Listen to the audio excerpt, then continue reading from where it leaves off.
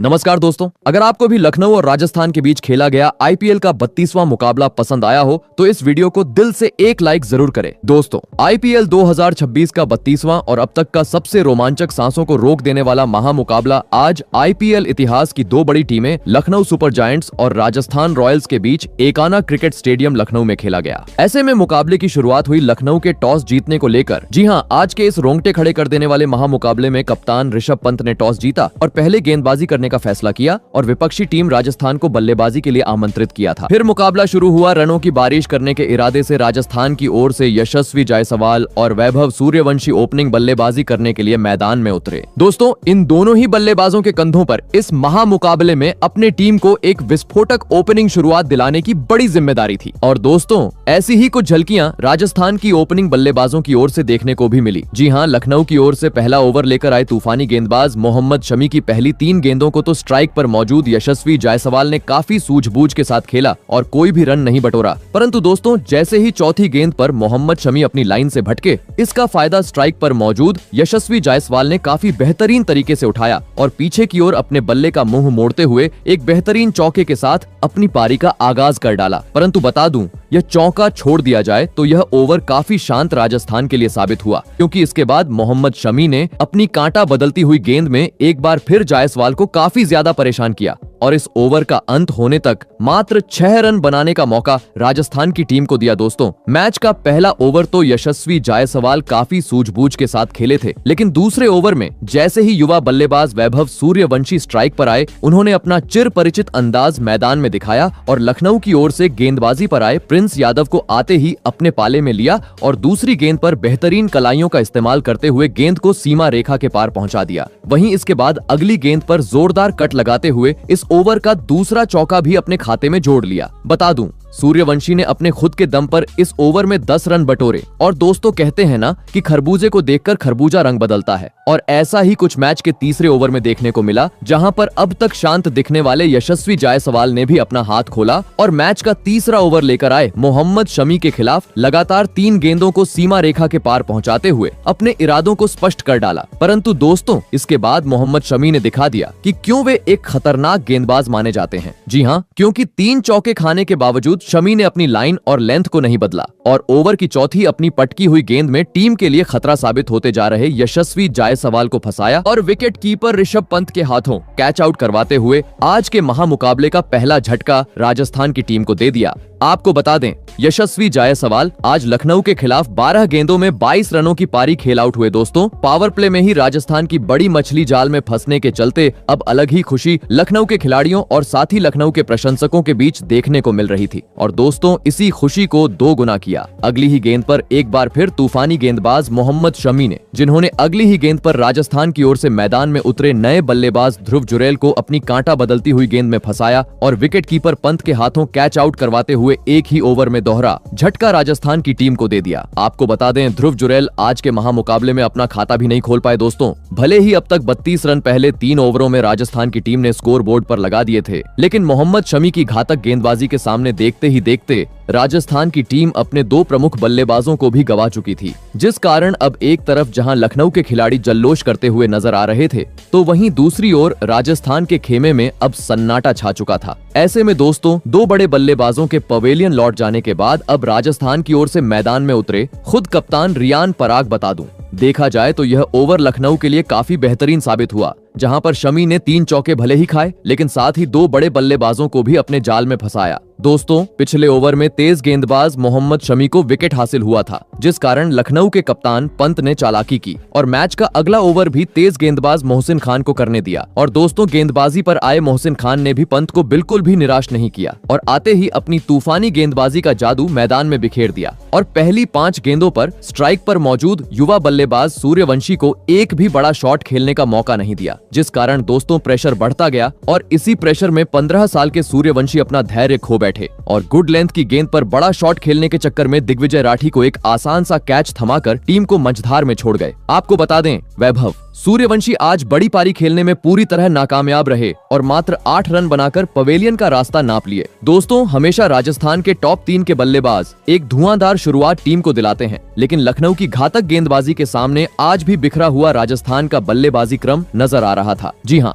क्योंकि अब तक 50 रन भी स्कोर बोर्ड पर नहीं लगे थे और 3 बड़े बल्लेबाज टीम का साथ छोड़ चुके थे। देखा जाए तो अब इस पावर प्ले में लखनऊ की टीम का दबदबा देखने को मिल रहा था। ऐसे में दोस्तों अब इस संकट की घड़ी में मैदान में उतरे लेफ्ट हैंड बल्लेबाज शिमरॉन हेटमायर तो वही मैच का 5वां ओवर लेकर आए। लखनऊ की ओर से एक बार फिर तूफानी गेंदबाज मोहम्मद शमी, जिन्होंने फिर अपनी बेहतरीन लाइन और लेंथ का मुजाहरा मैदान में पेश किया। भले ही ओवर की दूसरी गेंद पर राजस्थान के कप्तान रियान पराग ने अपनी कलाइयों का इस्तेमाल करते हुए शमी को एक जोरदार चौका जड़ा, परंतु दोस्तों यह चौका छोड़ दिया जाए तो बची हुई गेंदों पर रियान पराग कुछ उखाड़ नहीं पाए और मात्र सॉलिड डिफेंस दिखाते रह गए। इस कारण इस ओवर का अंत होने तक महज 5 ही रन राजस्थान की टीम इस ओवर में बटोर पाई। परंतु दोस्तों अब महज पावर प्ले का आखिरी ओवर का खेल राजस्थान की टीम के पास बचा हुआ था। ऐसे में एक सम्मानजनक स्कोर पावर प्ले में खड़ा करना था तो आखिरी ओवर में मैदान में मौजूद दोनों ही राजस्थान के बल्लेबाजों को बड़े शॉट जड़ना आवश्यक था। परंतु दोस्तों पहले 5 ओवरों की तरह ही पावर प्ले का आखिरी ओवर भी कुछ इसी प्रकार का राजस्थान के लिए साबित हुआ, जहां पर लखनऊ की ओर से गेंदबाजी पर आए मोहसिन खान ने अपनी कभी इन स्विंग तो कभी आउट स्विंग गेंदों में दोनों ही राजस्थान के बल्लेबाजों को काफी ज्यादा परेशान किया। भले ही तीसरी गेंद पर रियान पराग ने मोहसिन खान को अंपायर के पास से एक जोरदार चौका जड़ा, परंतु दोस्तों इस ओवर का अंत होने तक एक बार फिर मात्र 5 ही रन राजस्थान की टीम अपने हित में कर पाई और दोस्तों इसी के साथ पावर प्ले के 6 ओवर का खेल भी यही समाप्त हो गया।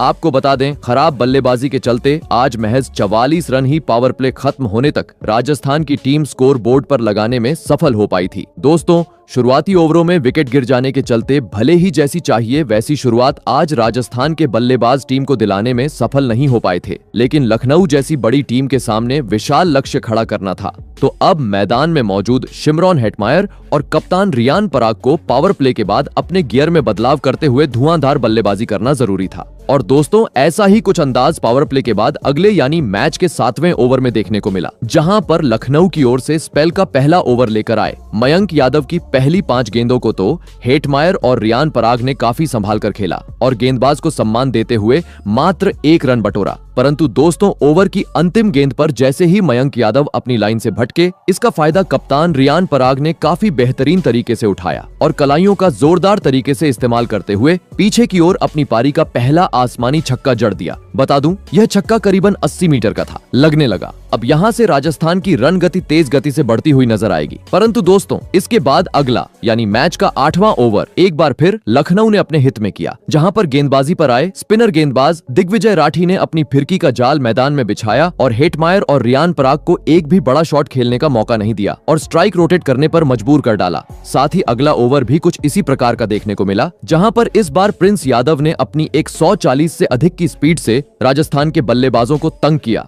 और पहली 5 गेंदों पर काफी ज्यादा परेशान कर डाला, जिस कारण दोस्तों दबाव बढ़ता गया और इसी दबाव को हटाने के लिए ओवर की अंतिम गेंद पर राजस्थान के कप्तान पराग ने धोनी की तरह फुल लेंथ की गेंद पर हेलीकॉप्टर शॉट खेलने का प्रयास किया। परंतु दोस्तों वे भूल गए कि वह धोनी नहीं बल्कि रियान पराग हैं। जी हाँ, क्योंकि अपने इस हेलीकॉप्टर शॉट को वे सीमा रेखा के पार पहुंचाने में पूरी तरह असफल रहे और बाउंड्री पर मौजूद निकोलस पूरन को एक आसान सा कैच थमाकर टीम का साथ छोड़ गए। बता दूं रियान पराग आज एक बार फिर बड़ी पारी नहीं खेल पाए और 19 गेंदों में मात्र 20 रन बनाकर अपना विकेट गंवा बैठे। दोस्तों पहले ही रन गति धीमी और इसी बीच कप्तान पराग का विकेट गिर जाने के चलते अब पूरी तरीके से अपनी गेंदबाजी के दम पर लखनऊ इस मुकाबले को अपनी जकड़ में करती हुई नजर आ रही थी, क्योंकि अभी तक 100 रन भी स्कोर बोर्ड पर नहीं लगे थे और लखनऊ के तेज गेंदबाजों ने 4 बड़े बल्लेबाजों को अपने जाल में फंसा लिया था। देखा जाए तो आज ऋषभ पंत की कप्तानी भारी पड़ती हुई राजस्थान पर नजर आ रही थी। ऐसे में दोस्तों अब इस संकट की घड़ी में राजस्थान की ओर से मैदान में उतरे सर रविंद्र जडेजा लग रहा था।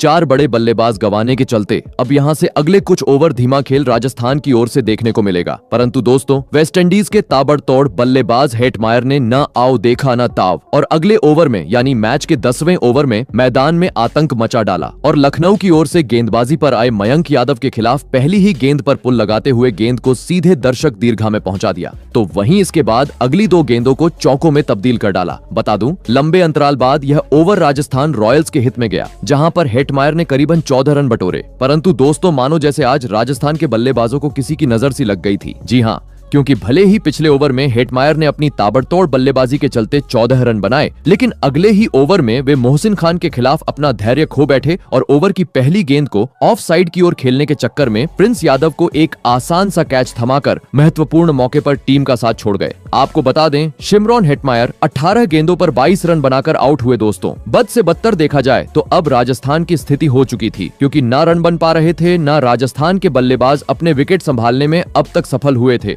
और इसी के चलते अब आधा बल्लेबाजी क्रम पवेलियन का रास्ता नाप चुका था। देखा जाए तो अब यहाँ से 20 ओवर खेलने भी राजस्थान की टीम के लिए मुश्किल नजर आ रहा थे, क्योंकि अब मात्र 5 ही विकेट राजस्थान के शेष थे। ऐसे में दोस्तों, अब टीम को संवारने मैदान में उतरे डोनोवन फरेरा। बता दूं, मोहसिन खान का यह ओवर काफी बेहतरीन लखनऊ के लिए साबित हुआ, जहां पर उन्होंने विकेट चटकाते हुए मात्र 2 ही रन खर्च किए और साथ ही विकेट गिरने का दबाव भी अब राजस्थान की टीम पर झलकता हुआ नजर आ रहा था। जी हाँ, क्योंकि इसके बाद मैच का 12वां और 13वां ओवर काफी खराब राजस्थान के लिए साबित हुआ, जहां पर पहले 12वें ओवर में गेंदबाजी पर आए स्पिनर गेंदबाज राठी ने अपनी फिरकी का जाल मैदान में बिछाया और दोनों ही बल्लेबाजों को उसमें उलझा के रखते हुए इस ओवर में मात्र 2 रन बनाने का मौका दिया। भले ही 13वें ओवर की पहली गेंद पर डोनोवन फरेरा ने मोहम्मद शमी को पुल की मदद से एक जोरदार चौका जड़ा, लेकिन दोस्तों, यह चौका छोड़ दिया जाए तो इस ओवर में भी मात्र स्ट्राइक रोटेट करते हुए राजस्थान के बल्लेबाज नजर आए। दोस्तों, देखा जाए तो हर एक बीतता हुआ ओवर अब राजस्थान के लिए मुश्किलें खड़ी करता जा रहा था। जी हाँ, क्योंकि मैच का 12वां और 13वां ओवर धीमा जाने के बाद 14वां और 15वां ओवर भी कुछ इसी प्रकार का रहा, जहां पर एक बार फिर लखनऊ की ओर से गेंदबाजी पर आए दिग्विजय राठी और मयंक यादव ने अपनी बेहतरीन गेंदबाजी का नमूना मैदान में पेश किया। भले ही इस ओवर में दोनों ही बल्लेबाजों ने बड़ा शॉट खेलने का प्रयास किया, परंतु दोस्तों, वे लखनऊ के गेंदबाजों की लाइन और लेंथ को पढ़ नहीं पाए।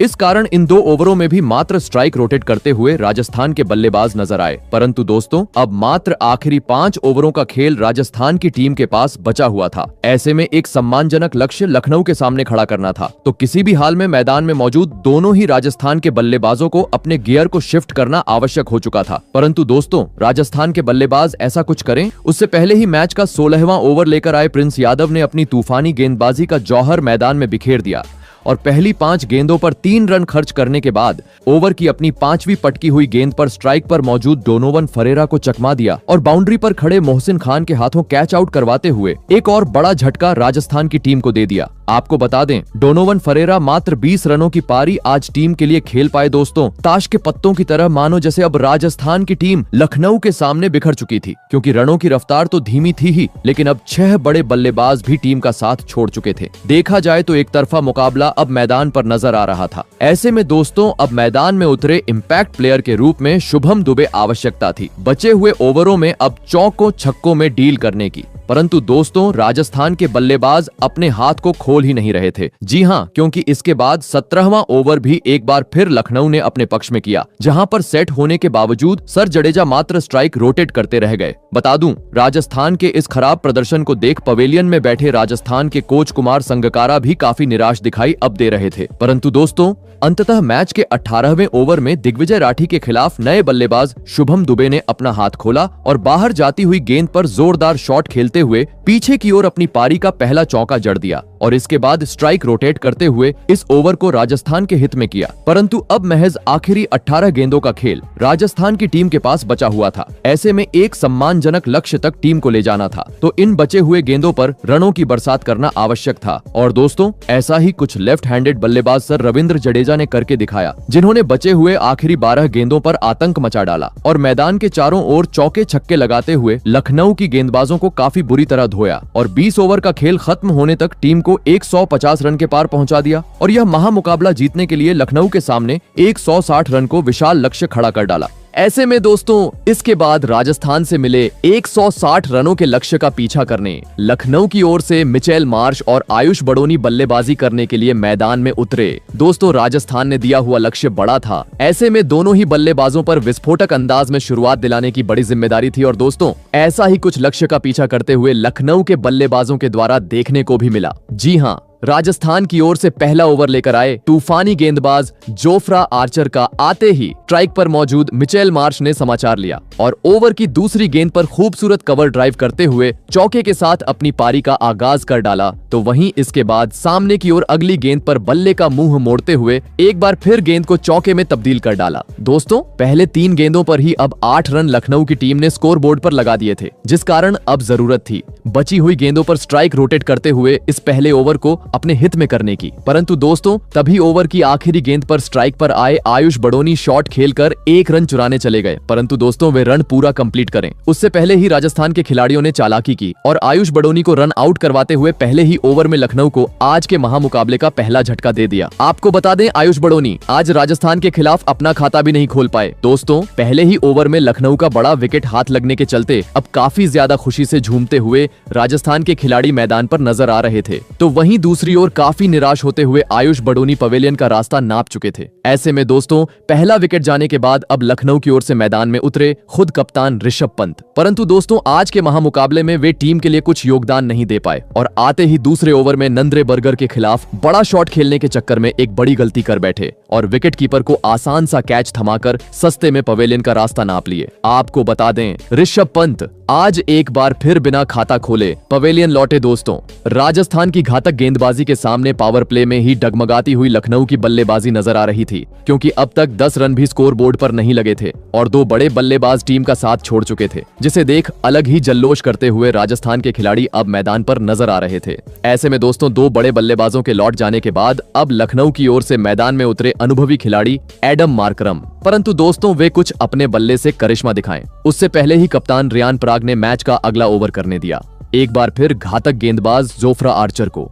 और दोस्तों, इस बार जोफ्रा ने इस फैसले को सही साबित करके दिखाया और पहली 3 गेंदों पर 1 रन खर्च करने के बाद ओवर की चौथी अपनी पटकी हुई गेंद में स्ट्राइक पर मौजूद एडम मार्करम को फंसाया और विकेट कीपर ध्रुव जुरैल के हाथों कैच आउट करवाते हुए पहले 3 ओवरों में ही तीसरा झटका लखनऊ की टीम को दे दिया। बता दूं, पहले 2 बल्लेबाजों की तरह एडम मार्करम भी बिना खाता खोले पवेलियन लौटे। दोस्तों, पावर प्ले शुरू था और देखा जाए तो अब तक यह पूरी तरीके से पावर प्ले राजस्थान के हित में जाता हुआ दिखाई दे रहा था, क्योंकि राजस्थान के गेंदबाजों ने रनों पर अंकुश लगाने के साथ ही अब 3 बड़े बल्लेबाजों को अपने जाल में फंसा लिया था, जिसे देख पूरी तरीके से लखनऊ के खेमे में अब सन्नाटा छा चुका था। ऐसे में दोस्तों, अब इस संकट की घड़ी में मैदान में उतरे लेफ्ट हैंड बल्लेबाज निकोलस पूरन, जिन्होंने आते ही अपना हाथ खोला और कलाइयों का इस्तेमाल करते हुए लेग साइड की ओर जोरदार चौका जड़ते हुए अपनी पारी का शानदार तरीके से आगाज कर डाला। परंतु दोस्तों, इसके बाद चौथा और 5वां ओवर राजस्थान ने पूरी तरीके से अपने हित में किया, जहां पर भले ही चौथे ओवर में मिचेल मार्श ने एक चौका जड़ा, परंतु इसके बाद 5वां ओवर पूरी तरीके से मेडन रहा, जहां पर जोफ्रा आर्चर ने अपनी घातक गेंदबाजी का नमूना मैदान में पेश करते हुए स्ट्राइक पर मौजूद निकोलस पूरन को पूरी तरीके से बांध के रखा लगने लगा। पावर प्ले का अंत भी इसी प्रकार से शांत तरीके से होगा। परंतु दोस्तों, पावर प्ले के आखिरी ओवर को देख अंततः नंद्रे बर्गर के खिलाफ स्ट्राइक पर मौजूद मिचेल मार्श ने अपना हाथ खोला और खड़े खड़े पुल लगाते हुए गेंद को सीधे दर्शक दीर्घा में पहुंचा दिया और पावर प्ले के 6 ओवर का खेल खत्म होने तक लखनऊ को 31 रनों तक पहुंचा दिया। दोस्तों, 3 बड़े बल्लेबाजों को गंवाने के चलते जैसी चाहिए वैसी पावर प्ले में शुरुआत आज लखनऊ के बल्लेबाज टीम को नहीं दिला सके थे, लेकिन राजस्थान से मिले हुए लक्ष्य को हासिल करना था। अब मैदान में मौजूद मिचेल मार्श और निकोलस पूरन को अपनी जिम्मेदारी को समझते हुए तेज रफ्तार से बल्लेबाजी करना जरूरी था। और दोस्तों, ऐसा ही कुछ पावर प्ले के बाद अगले यानी मैच के 7वें ओवर में देखने को मिला, जहां पर राजस्थान की ओर से गेंदबाजी पर आए ब्रिजेश शर्मा की पहली 3 गेंदों को तो स्ट्राइक पर मौजूद निकोलस पूरन ने काफी सूझबूझ के साथ खेला और गेंदबाज को सम्मान देते हुए एक भी रन नहीं बटोरा। परंतु दोस्तों, ओवर की चौथी गेंद पर ब्रिजेश शर्मा अपनी लाइन से भटके और इसका फायदा पूरन ने काफी बेहतरीन तरीके से उठाया और जोरदार पुल लगाते हुए गेंद को सीमा रेखा के पार पहुंचा दिया। तो वही ओवर की आखिरी गेंद पर खूबसूरत कवर ड्राइव करते हुए इस ओवर को पूरी तरीके से लखनऊ के हित में किया। बता दूं, खराब लाइन और लेंथ के चलते ब्रिजेश शर्मा ने इस ओवर में 11 रन लुटाए। लगने लगा